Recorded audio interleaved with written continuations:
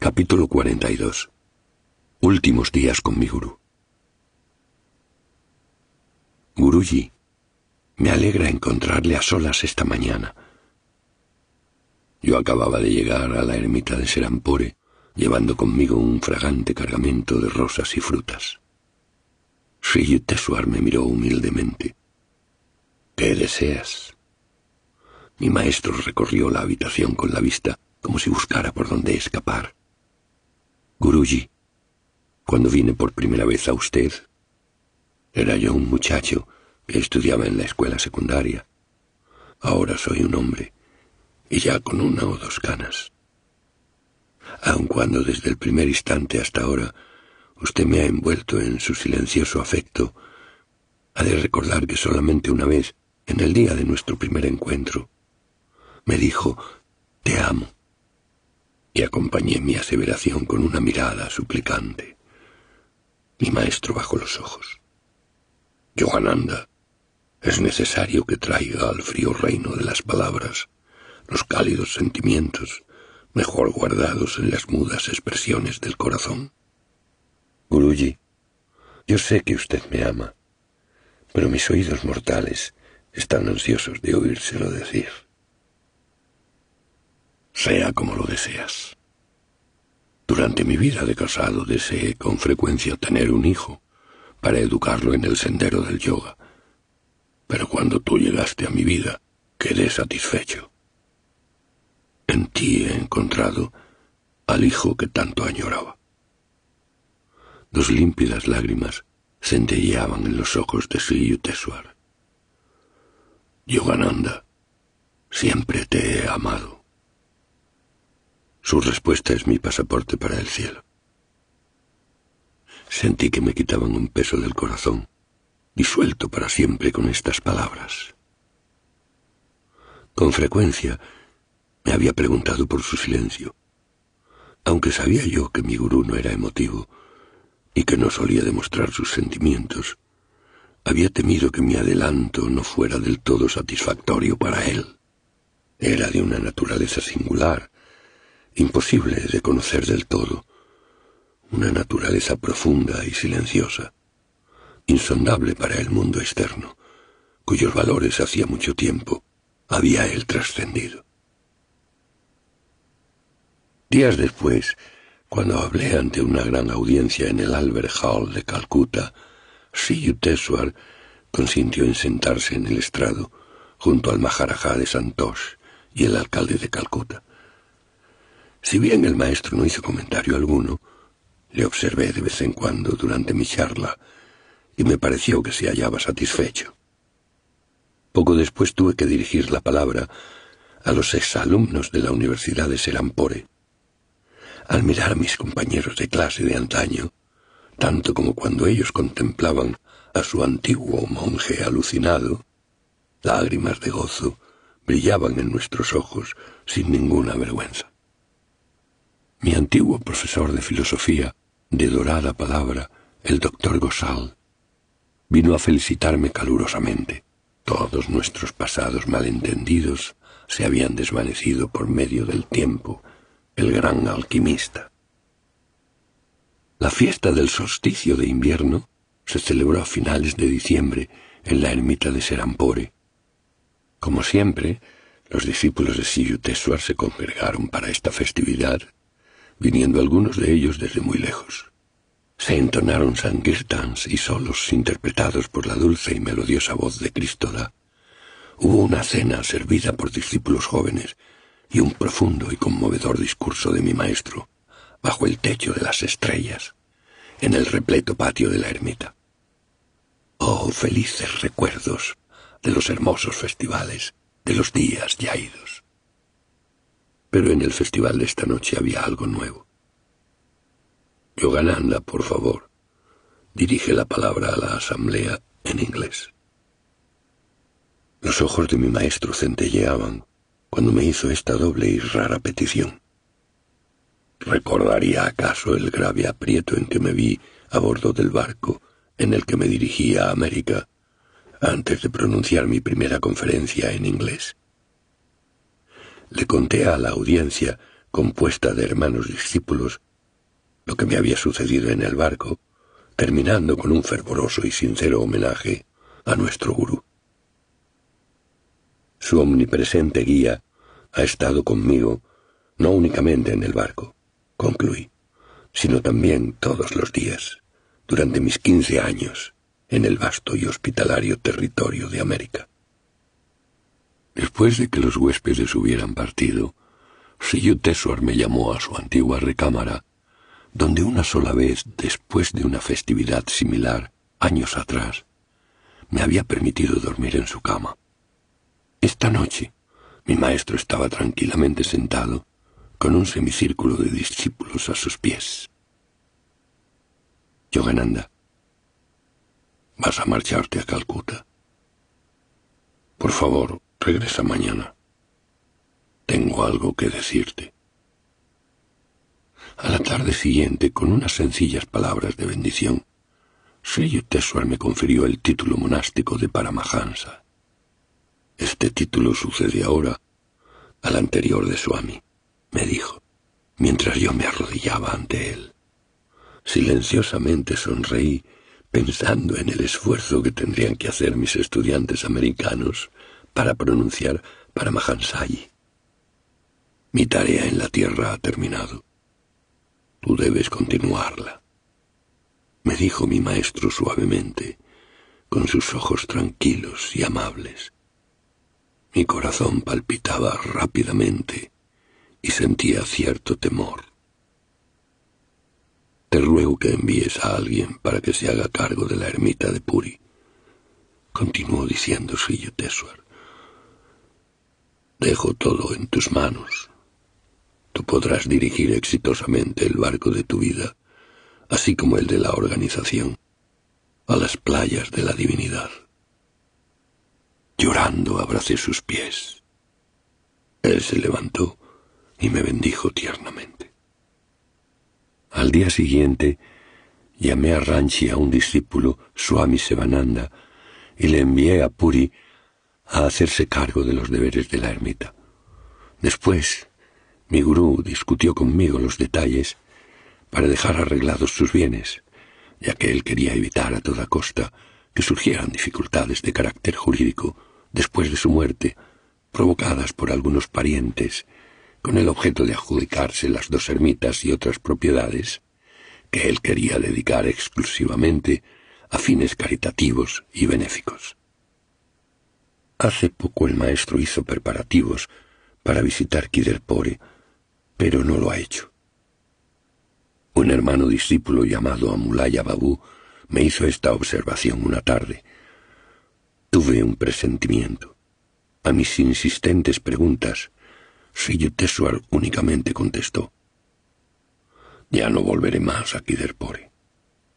Por un momento mi maestro se estremeció, como un niño asustado.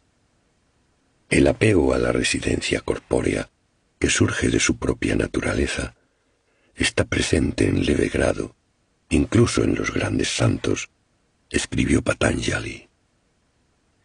En algunas de las charlas de mi maestro acerca de la muerte, él solía agregar: tal como un pájaro largamente enjaulado, vacila en abandonar su acostumbrada morada cuando se le abre la puerta.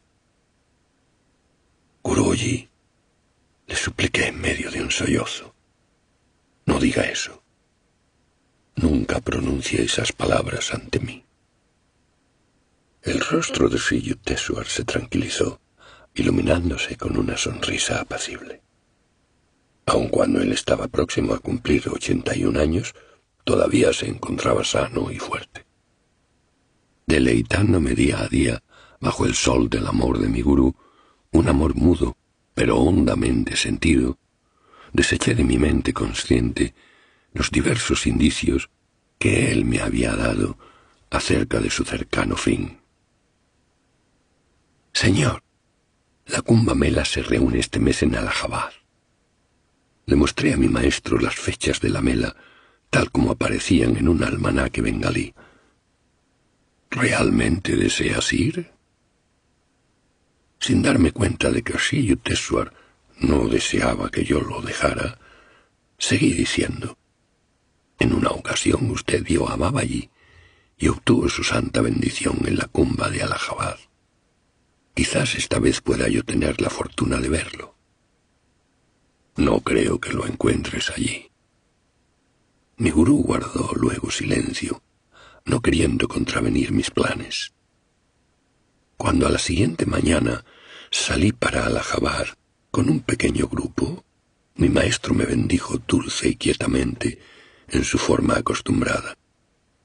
Aparentemente, yo no tenía conciencia de las indicaciones implícitas en la actitud de Sri Yukteswar, porque, sin duda, el Señor quería evitarme la triste experiencia de ser un impotente testigo de la partida de mi gurú. Siempre ha ocurrido en mi vida que a la muerte de mis seres queridos, Dios compasivamente ha arreglado las circunstancias para que yo esté distante de la escena. Nuestra comitiva llegó a la Kumbh Mela el 23 de enero de 1936. El oleaje de una muchedumbre de cerca de 2 millones de personas constituía un espectáculo imponente, avasallador. El genio peculiar en la gente de la India es la innata reverencia, presente incluso en el más humilde campesino, por la magnificencia del espíritu y por los monjes y sadhus que han abandonado las ataduras terrenas para tratar de anclarse en la divinidad. También, por supuesto, hay impostores e hipócritas, pero en la India se respeta a todos por el bien de los pocos que iluminan la tierra con sus celestiales bendiciones. Los occidentales, que contemplaban aquel grandioso e imponente espectáculo, tenían la oportunidad única de sentir el pulso de este país, el ardor espiritual al cual la India le debe su invulnerable vitalidad ante los golpes del tiempo.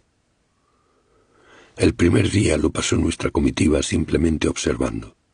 Había innumerables peregrinos que se sumergían en las aguas del sagrado Ganges para la remisión de sus pecados.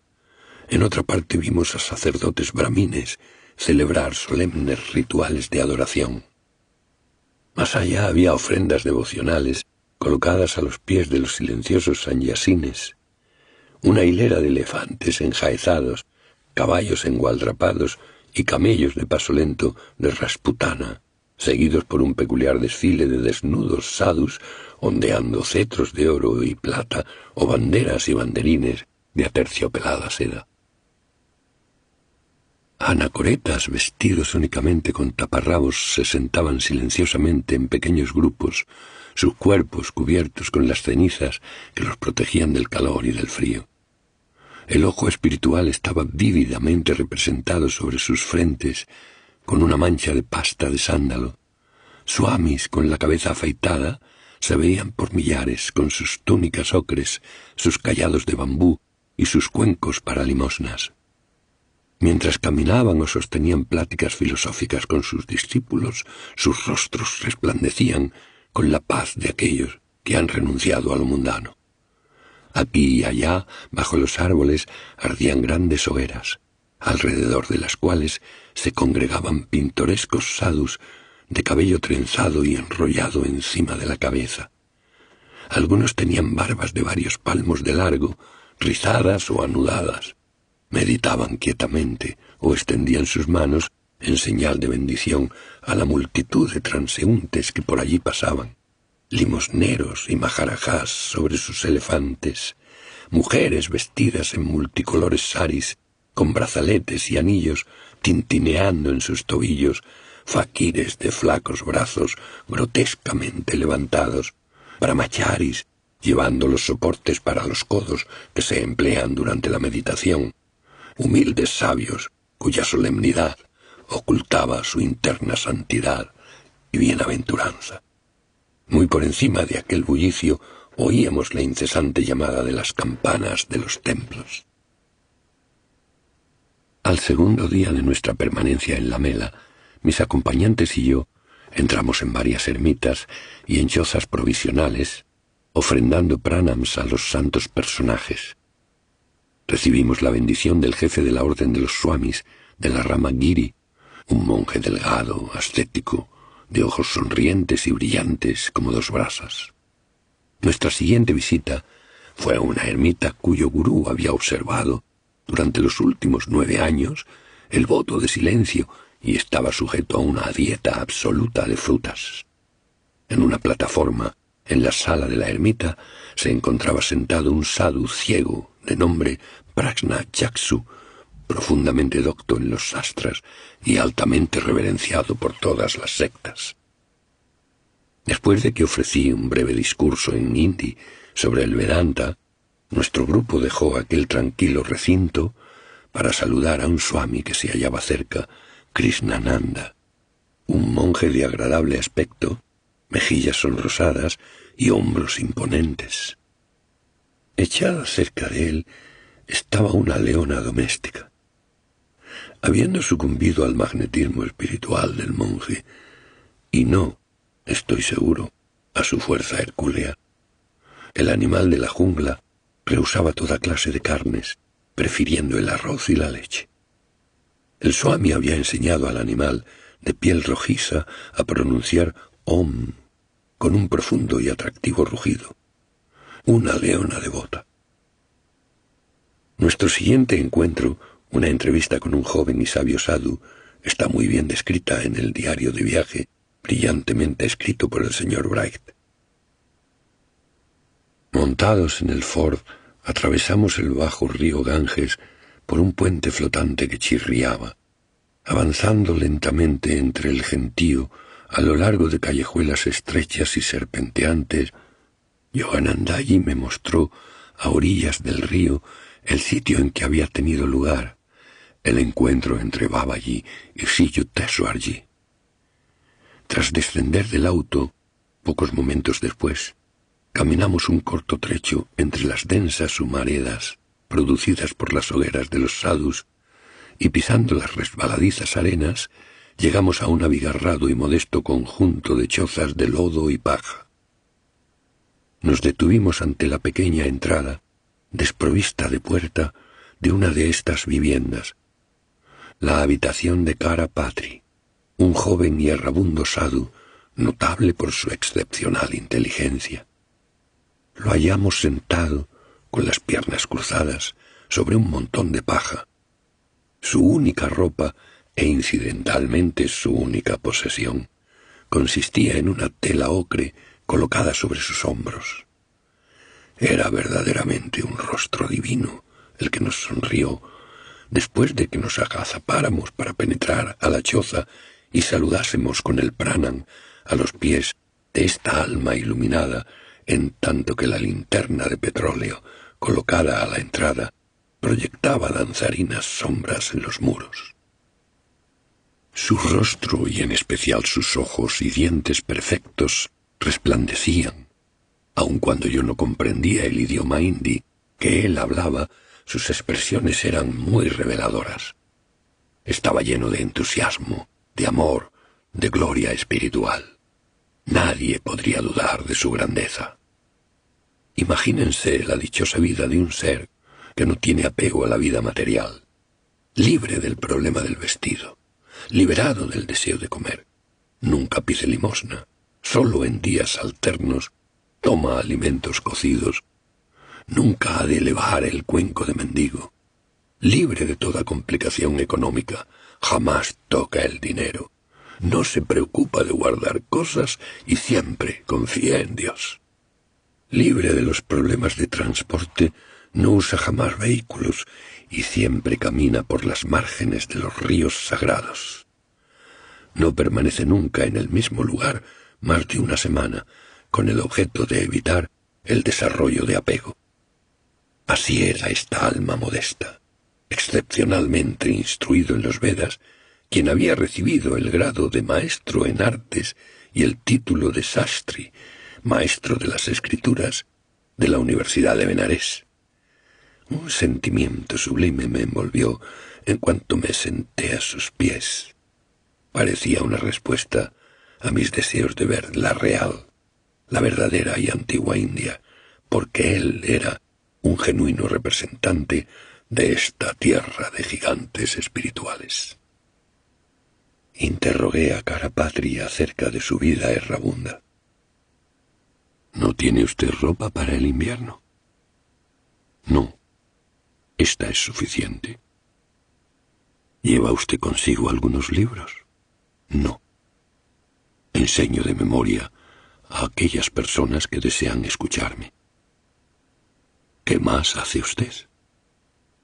Camino errante por las riberas del Ganges.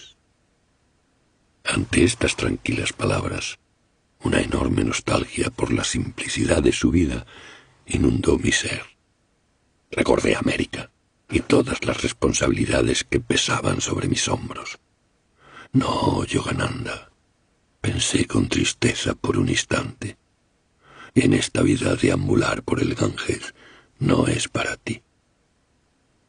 Cuando el sadhu me contó algunas de sus percepciones espirituales, le formulé una atrevida pregunta.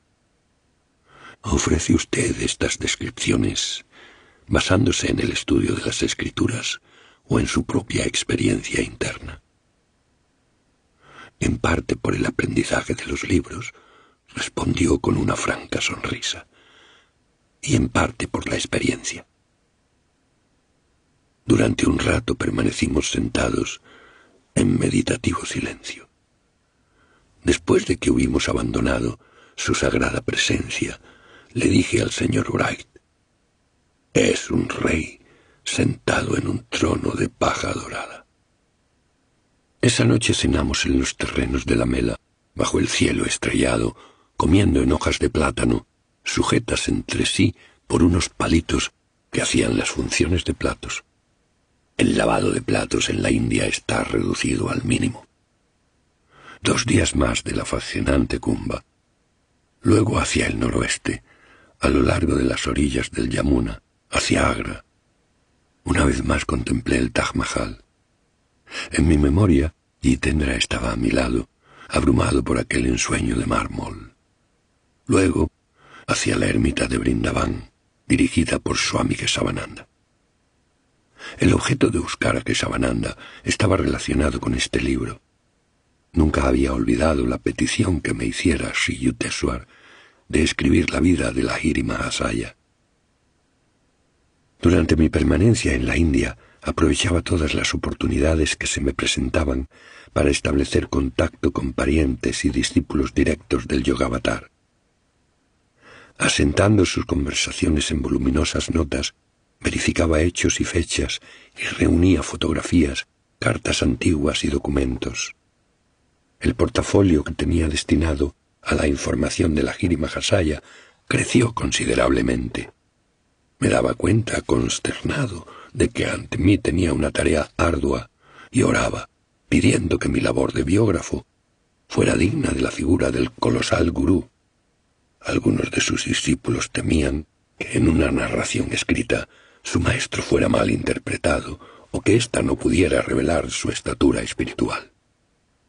Difícilmente puede uno hacer justicia, con frías palabras, a la vida de una encarnación divina, me dijo Panchanum Bhattacharya en cierta ocasión. Otros discípulos cercanos estaban igualmente satisfechos de conservar al Yogavatar oculto en sus corazones como el inmortal instructor. No obstante, y contando con la predicción de Lahiri Mahasaya acerca de su biografía, no escatimé esfuerzo alguno por corroborar todos los hechos de su vida externa. Swami Kesavananda recibió cariñosamente a nuestra comitiva en Brindavan, en su ermita de Katyayani Peace, un edificio grande de ladrillos, con macizos pilares negros y rodeado de un precioso jardín. Nos condujo luego a una sala, donde había una fotografía ampliada de Lahiri Mahasaya. El Swami alcanzaba ya la edad de 90 años, pero su musculoso cuerpo irradiaba salud y vigor. Tenía los cabellos largos, una barba blanca como la nieve, y ojos que brillaban de alegría. Era la personificación de un verdadero patriarca. Le dije que quería mencionar su nombre en mi libro sobre los maestros de la India. Dígame usted algo sobre sus primeros años. Sonreí suplicante. Los grandes yogis no suelen ser comunicativos. Kesavananda hizo un ademán de humildad. Hay muy poco que contar de mi parte externa. Prácticamente la mayor parte de mi vida la he pasado en la soledad del Himalaya, caminando a pie de una cueva tranquila a otra. Durante una corta temporada sostuve una ermita en Hardwar, circundada por todos lados de altos y añosos árboles. Era un lugar muy tranquilo, rara vez visitado por los viajeros debido a la constante presencia de las cobras. Kesavananda sonreía silenciosamente. Más tarde una inundación se llevó la ermita junto con las cobras.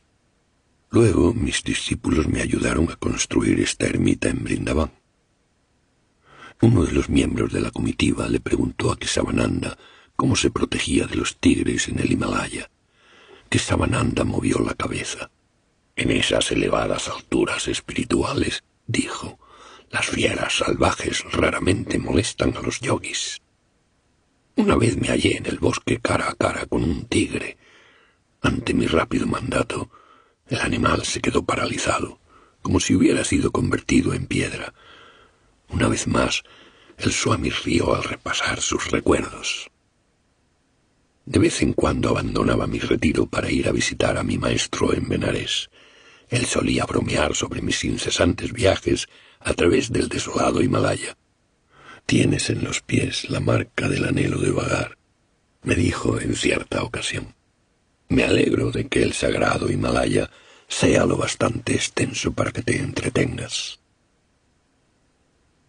Muchas veces, continuó Kesavananda, tanto antes como después de su partida, la Giri Mahasaya se me apareció corporalmente.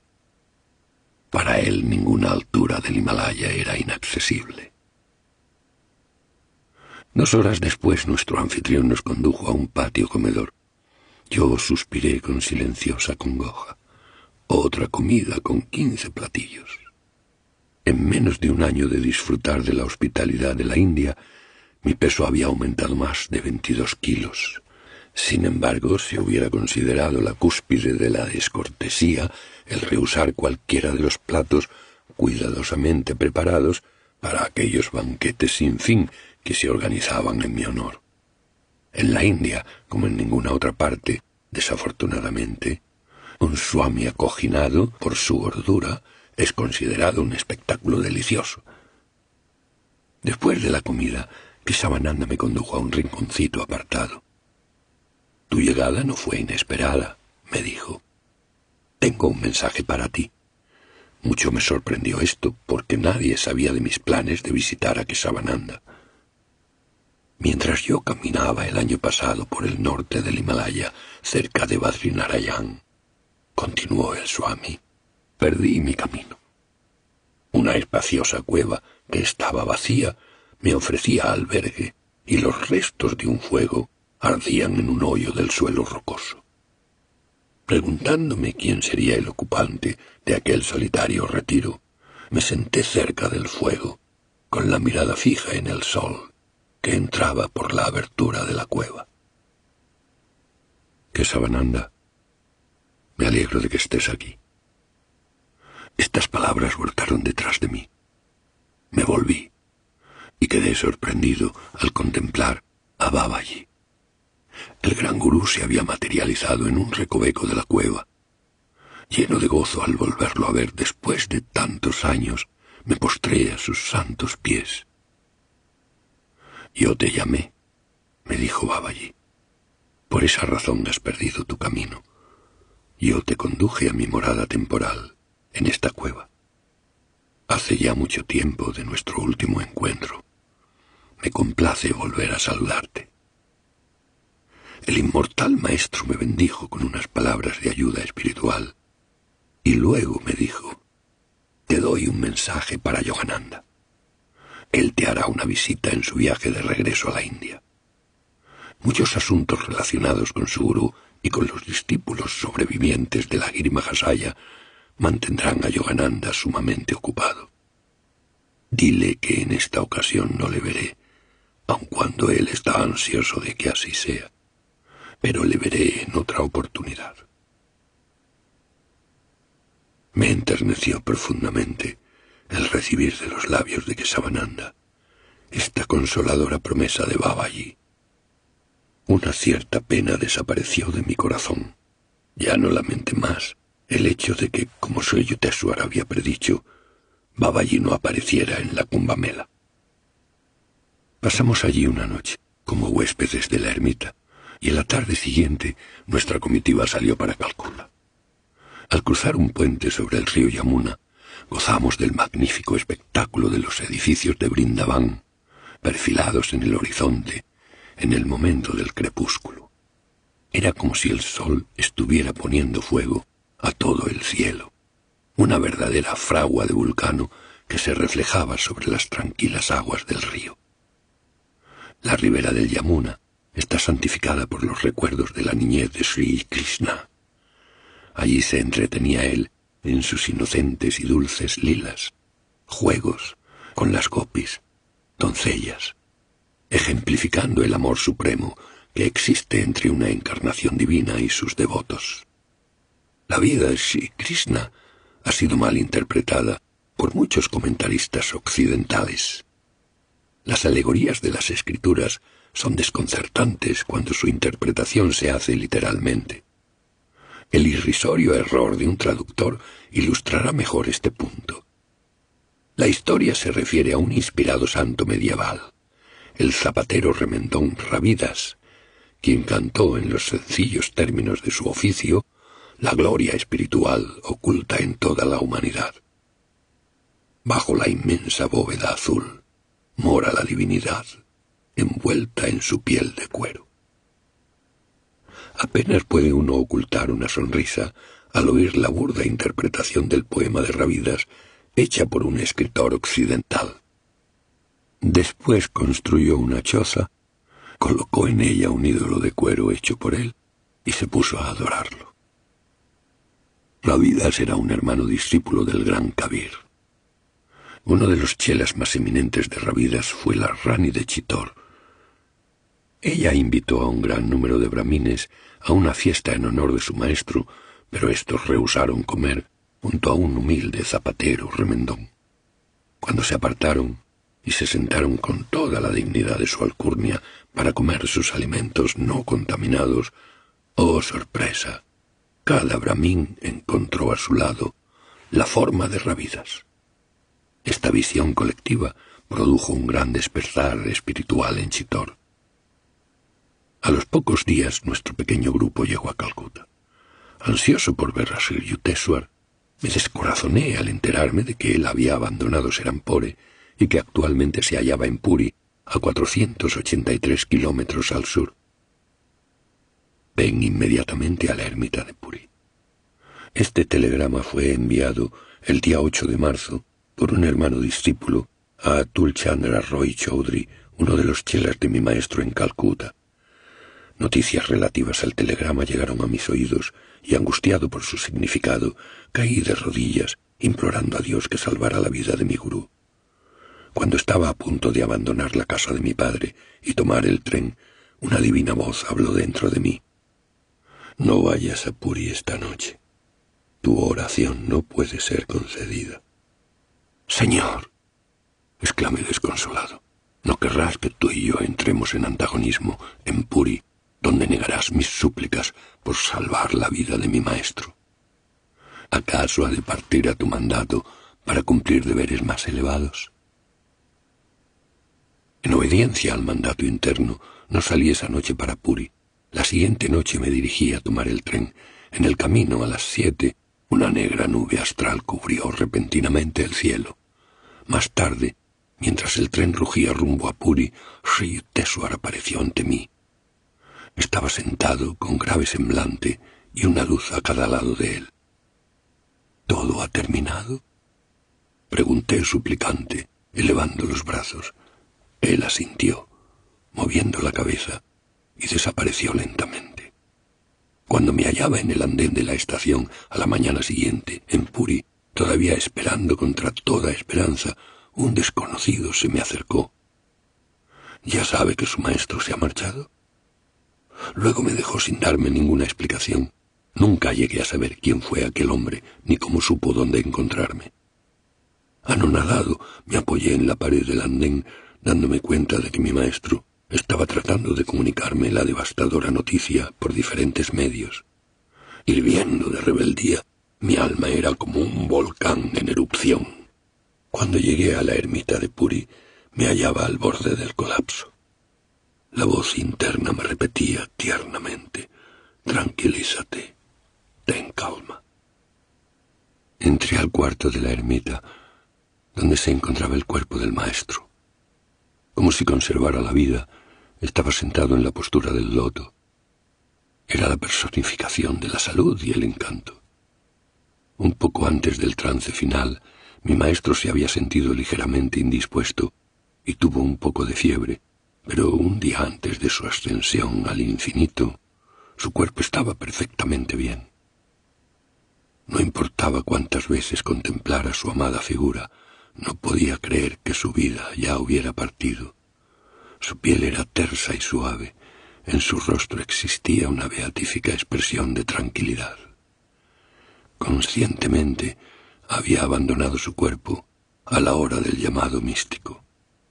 El león de Bengala ha partido, lloraba yo, abatido. Dirigí los ritos solemnes el 10 de marzo. Sri Yukteswar fue sepultado, según el antiguo ritual de los swamis, en el jardín de la ermita de Puri. Después, sus discípulos llegaron, tanto de lejos como de las proximidades, para honrar a su gurú con servicios conmemorativos en el equinoccio de primavera.